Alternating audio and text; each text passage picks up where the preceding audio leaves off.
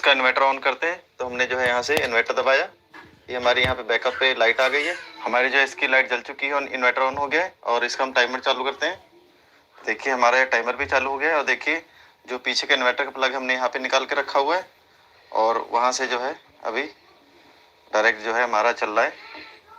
तो देखते हैं कितनी देर ये 100 वाट का बल्ब हमारा जो है ये छोटी सी बैटरी इसको चला देती है। तो अभी टाइम चल रहा है और साथ साथ में इसका हम बैटरी वोल्टेज भी चेक कर देते हैं एक बार। अभी जो लाइट है टोटली देखिए यहाँ से पीछे से आपको दिखा दे रहे, ये देखिए इसमें कोई वो नहीं है कि जो है अलग से सप्लाई देके चला गया। पीछे यहाँ से तार लगी हुई है और ये दोनों नेगेटिव पॉजिटिव हमारी इस बैटरी पे लगी हुई है।